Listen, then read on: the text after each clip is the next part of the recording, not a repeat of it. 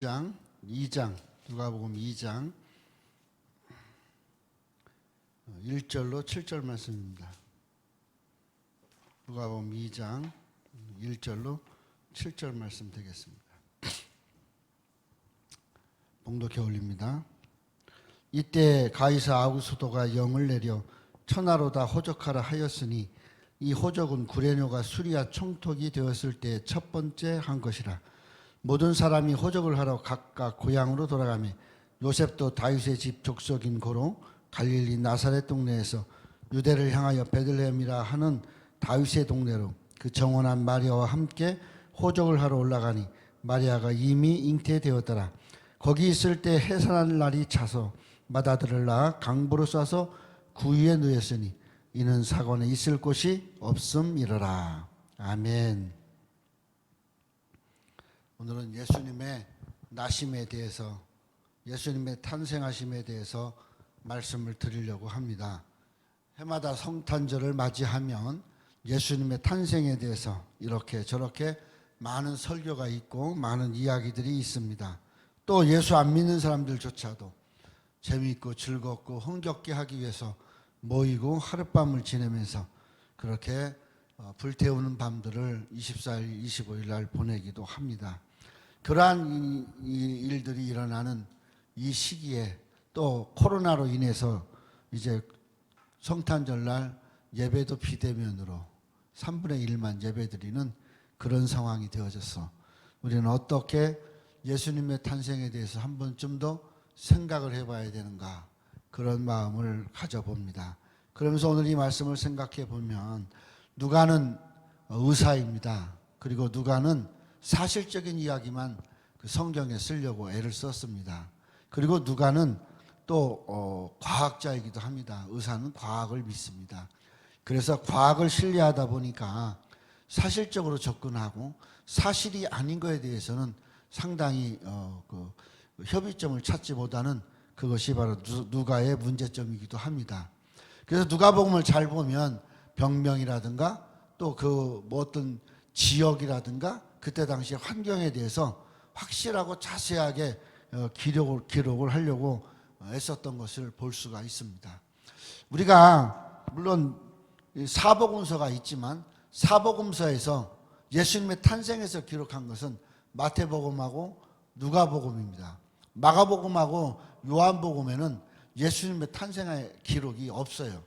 우리가 이렇게 되면 성경 사복음이 다 틀린 거 아닌가, 그런 생각도 할 수 있습니다.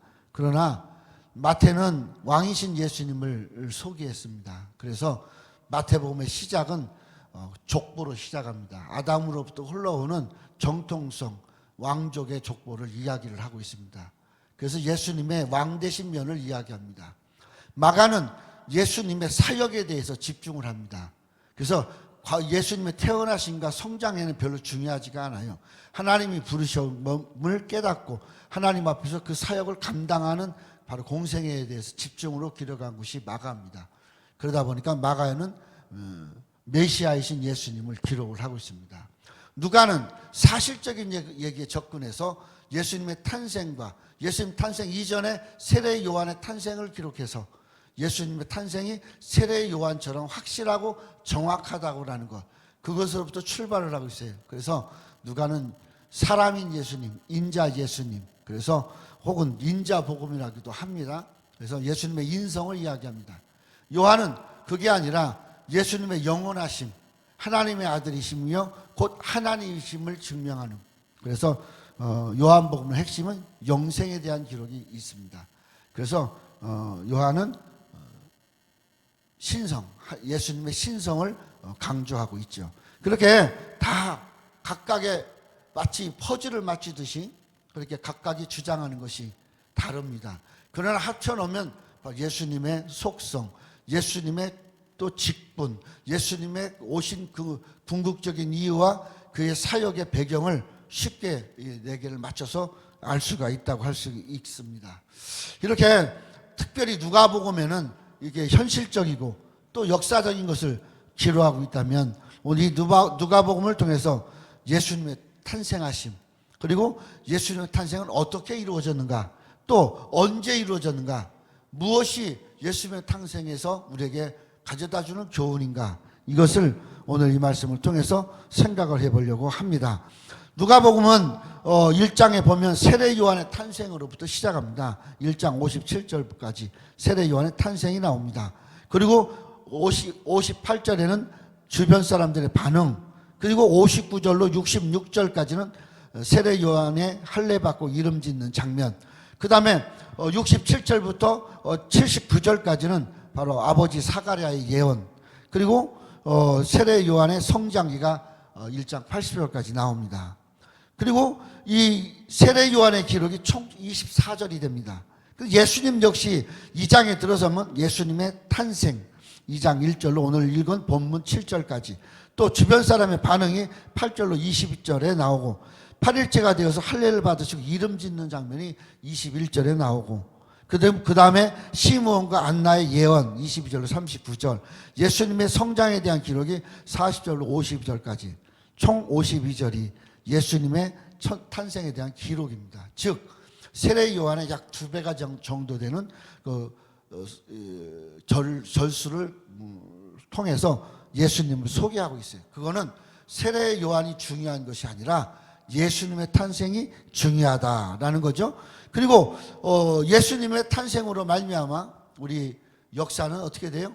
예수님 탄생하기 전, 예수님 탄생한 후, BC 또 AD 이렇게 나누어지기도 하죠. 그래서 어떻게 보면 예수님은 역사의 주관 하시는 하나님이시고, 역사가 예수 그리스도로 주관되고 완성되고 미래지향으로 가고 있다는 것을 보고 있습니다. 올해가 2020년, 예수님 오신 지가 2020년 됐습니다. 물론 2020년 꼭 됐냐 그렇게 따지면 또 할 말도 없어요. 왜냐, BC 4세기부터 BC 4년부터 AD 6년 사이, 약 한 10여 년 사이에 예수님 어느 한 부분에 태어났을 것이다, 이렇게 보는 견해가 타당해요. 꼭 AD와 BC가 나뉘어진 그 분기점이 아니라는 거죠. 그거는 역사적인 견해가 나오고 있어요. 그렇든 저렇든 어떤 간에 보편적으로 우리는 예수님 탄생하고 2020여 년이 지나간 오늘의 시점입니다. 그런데 우리는 예수님의 탄생을 마냥 기뻐할 수만 없고 마냥 환영할 수도 없는 입장인 거죠. 왜냐? 예배가 많이 실종되어져 가고 있고, 예배가 하나님과의 관계가 아닌 사람과의 관계, 또 이런 생물학적인 것과의 관계 속에서 예배가 형성되고 이루어지는 모습을 보여주고 있다는 거죠. 그런 것을 볼 때 오늘 우리는 예수님의 탄생을 다시 한번 짚어보고 생각하면서 오늘 우리는 올바른 예배의 중심이 예수님이어야 된다는 겁니다.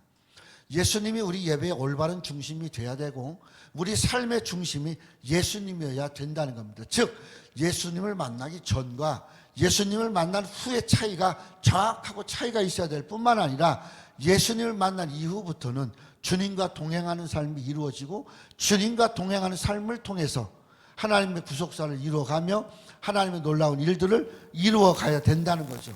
마태는 분명히 1장에 예수님의 족보를 이야기합니다. 그 족보에는 셋으로 나눈 14대, 14대, 14대 셋으로 나눕니다. 14대는 7 곱하기 2예요. 7과 7이에요. 7 더하기 7. 이스라엘 사람들은 7을 완전수라고 합니다. 완전수인 7이 또 7을 만나게 되면 최고의 완전수가 됩니다. 그런데 이것이 세 부류로 넘어가게 되면 뭐예요? 최고 정점의 완전함입니다. 즉 예수님의 족보상으로 볼 때 예수님의 태어나신 그 시기가 하나님 보실 땐 최고의 정점이라는 것이에요. 최고의 완성된 날이라는 거예요. 자, 그러면 여러분과 제가 이 땅에 태어났을 때, 이 땅에 하나님이 우리를 보내셨을 때 마치 예수님을 보낸 것처럼, 세례 요한이 이 땅에 온 것처럼 목적도 가지고 또 사명도 가지고 또 해야 될 일도 갖고 태어나요. 이 태어남이 하나님 보실 때에는 가장 합당하고 가장 완벽할 때 우리가 태어났다는 것이에요. 그런데 내 태어남에 대해서 내 스스로가 원망하고, 내 스스로가 속상해하고, 또 내 스스로가 내 태어남을 부정하고, 그런 것이 왜 그래요? 환경이 어렵고 생활이 힘들고 고달프다는 거죠. 그러다 보면 어떻게 돼요? 내가 내 태어남을 마치 욥처럼 원망하게 되는 거예요. 그거는 하나님 날 이 땅에 보내신 근본적인 이유를 몰라서 그래요. 하나님 분명히 내가 이 땅에서 하나님이 할 만한 최고의 정점의 날에 이런 것을 이 땅에 보내셨음을 믿어야 돼요. 그래야 우리 스스로가 주님은 아니지만 그러나 주님처럼 우리가 살아갈 수 있는 믿음과 용기를 가지고 환경도 이기고 삶도 이기고 내 생활 속에서 하나님을 지향할 수 있다는 겁니다. 그러므로 예수님이 태어나신 날짜에 대해서 이타 저타 많은 이야기들이 있지만 그러나 중요한 것은 예수님의 탄생에 대해서 메시아이신 예수님이 이 땅에 오셔야 될 만한 그 정점에 예수님이 이 땅에 왔으며 그는 왕 되신 예수님이며 그가 왕이신 것은 바로 메시아의 직을 감당하기 위해서 이 땅에 우리를 다스리고 우리로 하여금 구원을 얻게 하시기 위해서 오셨다는 겁니다. 그러므로 오늘 우리는 예수님을 누가는 특별한 방법으로 묘사를 하고 있어요. 전혀 마태와 다른 방향으로. 마태는 왕이신 예수님을 표현하면서 그가 왕 되신 것이 그의 족보를 통해서도 다윗의 혈통으로 왔다라는 것을 증명하는데 누가는 그게 아니에요. 누가는 예수님이 사람으로 오신 하나님이신 것을 증명하는 거예요. 그걸 과학적인 접근으로 가고 있다는 것이에요. 사람이 생각할 때 예수님 이 땅에 오신 동정녀 탄생을 지금도 우리는 혼란스러워하고 삼일체 하나님에 대해서 논란이 많아요. 그런데 누가는 그때 당시에 2000년 전 당시에 그의 소견과 사견을 가지고 그 과학적인 접근을 통해서 예수님을 증명하는 거예요. 예수님 이 땅에 오신 것이 하나님이신 예수님이었고 그 예수님이 메시아이시다라는 것을 나름대로 증명을 하고 있다는 거예요. 이 본문에서 짧은 구절이지만 여기서 누가가 이 1장에서 소개하고 있는 사람이 누구예요? 세례 요한이에요. 이스라엘 사람들은 예수님보다 더 세례 요한을 귀하게 여겼어요. 그리고 예수님보다 세례 요한이 더 대단한 선지자라고 생각했어요. 그러니까 그 이스라엘 사람들이 엘리야 이후에 대단하다고 생각한 이 세례 요한이 결국 예수님이 오시는 것을 선포하는 일을 위해서 이 땅에 왔다는 것이에요. 그리고 세례 요한의 사역의 종결점, 그의 삶의 종결점이 예수님이 두각 나타나고 드러냄으로 종결되어진다는 거죠. 그래서 세례 요한은 결국 하나님이 그를 사용하셔서 메시아이신 하나님이신 예수가 이 땅에 구원하기 위해서 오셨다는 것을 선포하는 일로 끝났다는 거예요. 그러면 결국 세례 요한이 소개한 예수님, 그 예수님이 바로 2장부터 등장을 하고 있는 거예요. 세례 요한이 사라진 이후 등장이 되어지는 거죠. 그리고 예수님이 두각을 나타내는 것은 다른 게 아니에요. 말구에 탄생하심, 그리고 또 호적하러 집으로 고향으로 내려가는 거, 그리고 이미 약혼했는데 배가 불러 있다는 거, 이걸 가지고 과학적으로 또 동정녀 탄생을 접근하고 있다는 거예요. 오늘 우리가 이 누가는 사실적인 것을 가지고 예수님의 탄생이 하나님의 거룩하신 역사를 이루는 놀라운 그러한 하나님의 능력이심을 이야기하고 있어요.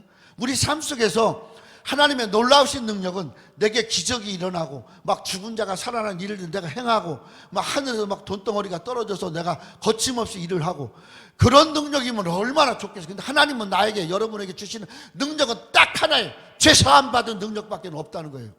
이 능력을 가지고 예수를 전파해야 되고 예수님이 살아계신 하나님의 아들심을 선포해야 되고 그리고 그로 인하여서 구원 얻어 영생을 얻고 죽은 후에 우리가 하나님의 나라에 이르는 영생을 갖는다는 것을 우리가 증명하고 선포해야 된다는 것이에요. 그러면 우리 삶 자체가 누가가 소개하는 예수님처럼 오늘 우리 자신에 대해서도 사람들이 볼 땐 지극히 과학적이에요. 그렇죠? 너 옛날에 어디서 저 같은 경우에는 뭐라 그러겠어요? 옛날에 대전 용운동에서 그 판자촌에서 찌그리고 다니던 사람 아니요? 그 아주 못 살아가지고 그냥 진짜 풀떼죽 먹어가면서 살아가는 너네 집을 내가 봤는데 그렇게 얘기할 겁니다. 근데 어느 날 하나님께서 나를 사용하기 위해서 부르셨고 그 부르심에 합당하여서 하나님 내 죄를 사해 주셨고 예수 그리스도의 보혈로 내가 죄사함 받음으로 바로 복음을 전하는 증거자를 날 세워주셨다는 것이에요. 내 증거에서 제 증거에서 뭐 별다른 능력이 있어요? 죽은 자가 살아납니까? 아니에요. 그러나 내가 전한 복음을 믿으면 그도 구원 얻을 수 있다는 것이에요.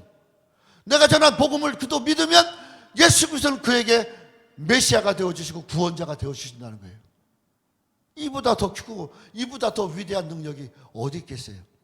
옛날 저희 어머니가 그랬어요. 내가 태어나서 막 돈도 좀 벌고 그랬으면 좋겠는데 태어나는 순간부터 늘 어렸을 때부터 난 왜 그런지 모르겠어요. 내가 목사가 돼야 돼? 목사가 돼야 하면서 콘도레를 부르고 다녔어요.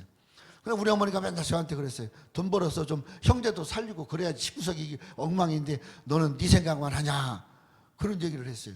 제가 교통사고 나서 고등학교를 졸업하고 교통사고 병원에 누워있을 때 죽었다 살아나니까 우리 어머니가 와서 저 손을 잡고 그래요. 이제부터 내 아들이 아니다. 그래요. 그리고 너를 통해서 하나님 영광이 있기를 바란다. 그래요. 우리 어머니 하늘 나갈 때 조종순 목사한테 손을 붙들고 뭐라면 내 아들은 진짜 목사야. 그렇게 하고 하늘나라 가셨단 말이에요. 그럼 결국 뭐예요? 우리 어머니는 삶이 사람들 볼 때는 힘들고 어렵고 병치레하고 정말 그러면서 제대로 즐겁고 재밌게 살아보지도 못했어요.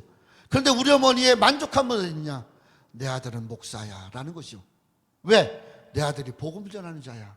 내 아들이 전하는 복음으로 믿으면 예수 믿는 사람들이 많아질 수 있어. 결국 하나님의 관심은, 하나님의 능력은 어떤 표현되어지는 거룩 놀라운 것이 아니라 하나님이신 예수 그리스도로 말미암아 죄사함 받고 구원 얻어 하나님의 일을 감당하는 일꾼 되어지는 것이 하나님 우리에게 주시는 최고의 능력이라는 것을 알 수 있어요. 누가는 바로 그겁니다. 예수님이 탄생하실 때 천지가 변하고 태산이 달라지고 막 고대 광실에 있고 막 왕된 사람들이 와서 절하고 그런 일 없었어요. 오히려 태어나신 후부터 2년 사이에 이는 아이들이 예수님 때문에 죽어요. 생각해 보세요. 이건 말도 안 되는 거잖아요. 왕이신 예수님이 태어나셨는데 그 예수님 때문에 무고한 어린아이들이 옛날 기록에 의하면 몇천 명이라는 사람도 있고 만 명이 된다는 사람도 있어요. 얼마나 많은 아이들이 죽었는지 몰라요. 그 아이들은 말도 못해요. 그냥 응애응애하고 전 먹고 있을 때요. 어느 날 갑자기 예수님 때문에 죽어요. 근데 그걸 성경은 뭐라고 그랬냐? 예수님의 나심의 바로 증거라고 그랬어요. 마라에서 곡하는 소리가 울린다고 그랬어요. 오늘 우리가 하나님의 말씀은 하나님의 역사를 이루고 하나님의 능력을 이루는 겁니다. 예수님의 탄생은 예수님의 이 땅에 오심을 통해서 우리에게 주어지는 구원을 전하고 있고 그 구원이 선포되었음을 선언하고 있는 거라 이 말인 거죠. 오늘 우리가 이 예루살렘으로 호적하러 내려갑니다. 즉 예수님은 이 땅에 베들레헴에 태어나시는데 그 아이를 가진 어머니 그리고 그 아버지 되는 요셉과 마리아가 만삭이 이미 됐는데 만삭을 가지고 140km가 넘는 베들레헴까지 올 이유가 없어요. 그냥 나면 돼요. 그런데 호적을 하라고 명령이 떨어져요. 누가? 그 당시에 세상을 다스리고 있는 아구수도에 의해서 칙령이 떨어지는 거예요. 가서 호적을 하라. 왜 호적하라고요? 이 호적을 해야만 적당한 나이가 될 때 군사로 징집되고 그리고 세금을 거둘 수 있거든요. 그런데 노마의 영토가 커요. 그냥 노마만 있으면 얼마나 좋겠어요? 거기서 우측으로 그리스, 그 다음에 소아시아, 그 다음에 이쪽에 터키 끝터리, 그 다음에 이쪽으로 아프리카의 남부지방, 북부지방, 이집트 있는 쪽, 그리고 이스라엘이라고 더불어 시리아, 그 다음에 지금의 이라크가 있는 데까지 여기가 이 넓은 만도, 여기가 우리나라 대한민국의 남과 북을 더한 거에 그 당시에 28배가 넘대요. 약 30배가 돼요. 그렇게 넓은 땅덩어리에 통치하는 자가 누구예요? 그가 지금 가이사 아구스도예요. 그가 지금 칙령을 내는 겁니다. 가라. 근데 이 칙령이 왕에게서 떨어지면 약 10년에서 14년이 걸쳐야 돼요. 왜냐하면 우리 지금이야 막 인터넷이고 그냥 전화 한 번 하면 쭉쭉쭉 가잖아요. 이 당시에는 말 타고 가서 여기 가서 칙령 왔어. 그럼 여기서 베풀고 여기서 또 말을 보내요. 그럼 이쪽 지역에 가서 칙령, 거기서 칙령 이렇게 돌면 노마에서 칙령을 내리는데 이스라엘 땅에 올라오면 약 14년이 걸려요. 명령이. 그러니까 왕이 바뀌는 거예요. 왕이 바뀌는 거예요. 근데 여기 그러잖아요. 왕이 바뀌어 있어요 이미. 그러니까 그게 칙령이에요. 근데 칙령이 선포되어질 때 예수님이 간 게 아니라 선포되어져서 그것이 그 땅에 와서 시리아에 와서 선언되어질 때 예수님을 가는 거예요. 무슨 말이냐? 불가항력적으로 갈 수밖에 없는 거예요.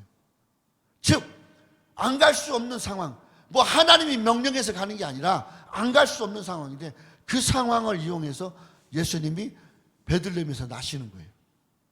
또 예수님이 이 베들레헴까지 오시는 동안 성경을 우리가 한번 잘 2장을 보세요. 보면 6절에 보면 거기 있을 그때 해산할 날이 차서 뭐예요? 이제 날 때가 됐다라는 게 어디 호적하러 간 베들레헴에서 7절 보세요. 맏아들을 낳아 강보로 쌓여 누웠으니 사관에 있을 곳이 없습니다. 예수님이 낳았는데 맏아들이라는 표현을 써요. 아이 하나 낳는데 맏아들이 뭐 필요 있어요? 아들 하나 달랑 낳는데. 근데 맏아들이라는 표현은 뭐냐? 앞에 있는 이 지금 낳는 아들은 앞으로 난 아들과 차이가 있다는 거예요. 무슨 말이냐? 예수님과 어머니 요셉과 마리아는 정혼한 사이, 약혼한 사이. 오늘 본문에도 약혼한 사이라고 분명히 이야기했어요. 그래서 약혼해서 그들이 이 5절에 보면 정혼해서 호적을 하려고 올라갔다 그랬어요.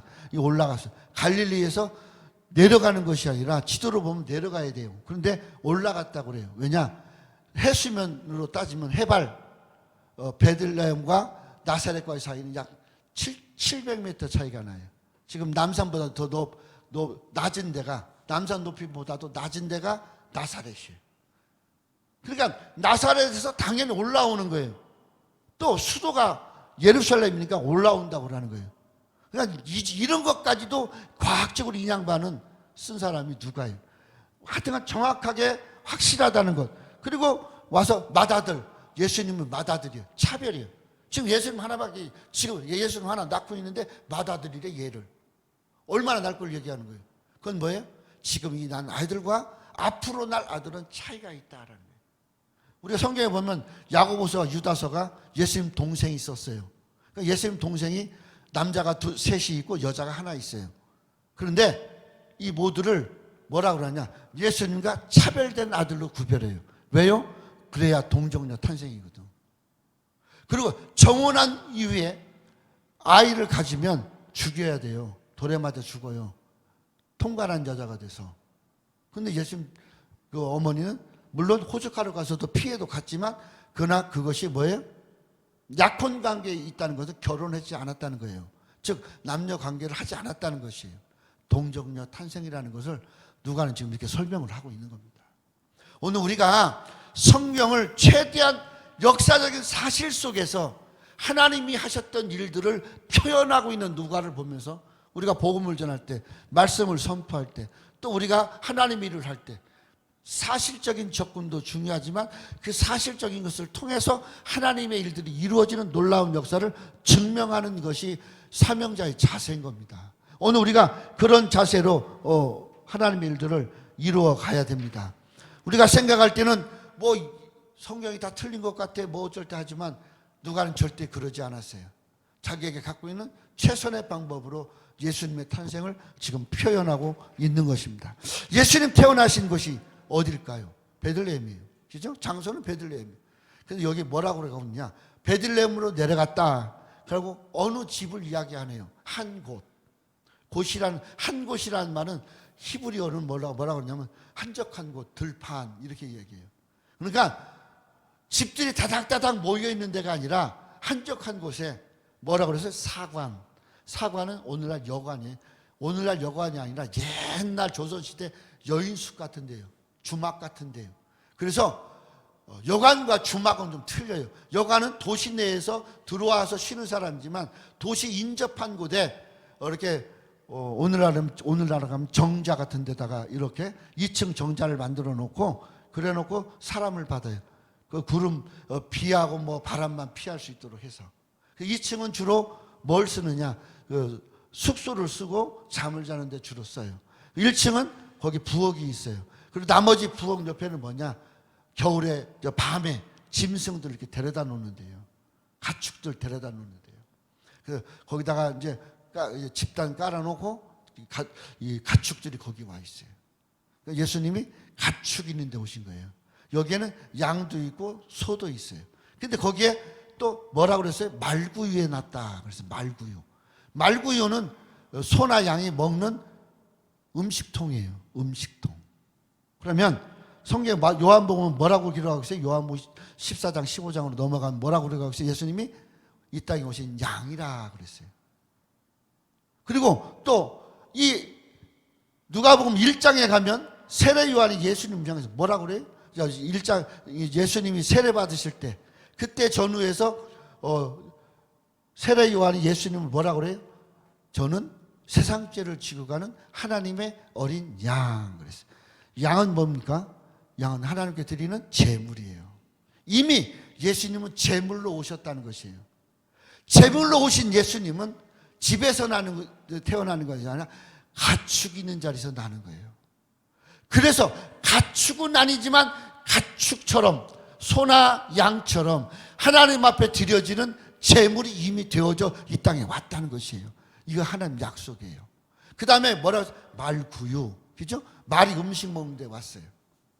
예수님은 뭐라고 그래요? 나는 생명의 떡이라 그렇게 이야기합니다. 떡. 생명의 떡. 예수님은 생명의 떡이에요. 즉 예수님의 삶이 생명의 떡된 삶인데 그 베들레헴은 벳레헴 이렇게 얘기해요. 벳은 집이에요. 집. 레헴이라고 그러면 떡이라는 거예요. 떡집에 그래서 떡집. 예수님 떡집에서 떡 먹는 말구유의 음식이 되신 거예요. 여러분과 저의 성찬의 음식이 되신 거예요. 그러므로 누가는 예수님의 인생, 삶, 예수님께서 하셔야 될 것을 통해서 나타날 모든 것을 다 이야기하는데 뭘로 얘기해요? 역사적인 사실과 현실적으로 근접하고 있다는 거예요. 그래서 사실이라는 거예요. 오늘 우리는 이 말씀을 통해서 생각해 보면서 예수님이 이 땅에 오시면 뭐예요? 사실이에요. 그냥 어떻게 무슨 누가 난 거 기념하는 그런 기념절기가 아니라 사실이에요. 사실을 기념하는 날인데 마냥 웃고 즐거워만 할 수 있겠어요? 한번 좀 되새겨보고 한번 좀 돌아봐야 돼요. 그리고 우리를 통해서 이루실 하나님의 일들을 생각을 해봐야 된다는 것입니다. 예수님 어떤 사건을 통해서 이루어졌어요? 그가 한 번 더 이야기하지만 아우구스토의 영을 따라서 베들레헴에 호적하러 왔어요. 그런데 이미 배가 임신이 날달이 되어서 왔는데 예수님이 그 사관에 들어갈 때는 막 태어나기 직전. 그래서 6절 7절에 오늘 본문 6절 7절에 거기 있을 그때에 해산날이 차서 이거 호적하러 간 그곳이에요. 해산날이 차서 첫 아들 맏아들이라고 했어요. 여기는 첫 아들 뭐예요? 이 다음에 태어난 아이와 구별되어 있는 하나님의 아들 예수 그리스도를 이야기하는 거예요. 그를 강보에 싸서 구유에 누였다. 여러분과 저의 음식이 됐다라는 말이에요. 오늘 그런데 우리가 성찬을 쉽게 대할 수 있겠어요? 예배를 쉽게 대할 수 있겠어요? 또 성탄절을 대할 때 마냥 그냥 성탄 추리해놓고 그렇게 지내야겠어요? 아니에요. 한 번쯤 내 속에 찾아오신 주님을 생각하면서 나도 주님 앞에 희생의 제물이 되기 위해서 또 주님을 위해서 헌신하기 위해서 노력하고 힘써야 되지 않겠느냐 그 말입니다.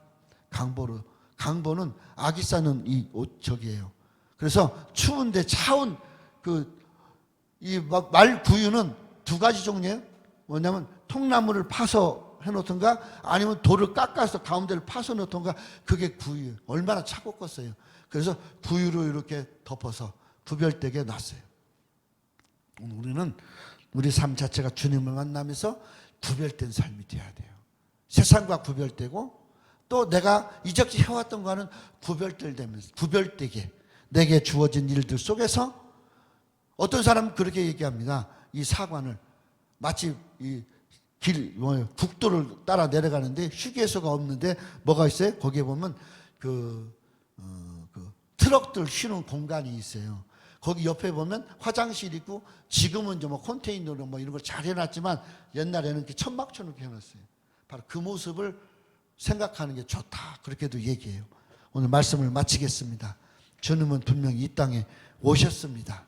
그의 오심은 엘리사벳뿐만 아니라 사가랴뿐만 아니라 그의 아들인 세례 요한이 증거를 하고, 그리고 로마의 왕이 칙령을 내려서 베들레헴에 가서 그가 호적을 하면서 거기 예수님이 탄생한 증거가 됐어요. 역사적으로 호적으로도 그냥 사실적인 것이 됐어요. 그 예수님이 여러분과 저를 위해서 이 땅에 오신 구세주이십니다. 그리고 우리의 영원한 양식이신 바로 생명의 떡, 성찬의 떡, 만나와 같은 삶으로 우리에게 드려진, 헌신되어진 하나님이신, 하나님의 아들이신 예수님이라는 것을 믿으면서 오늘 우리가 성찬을 대할 때 또 이 성탄절을 대하면서 우리 마음속에 찾아오신 주님으로 다시 한번 힘을 얻고 다시 한번 환경을 이기면서 이 땅에 주어진 삶 속에서 주를 위해서 헌신하는 삶이 되기를 간절히 바랍니다. 기도하겠습니다. 하나님,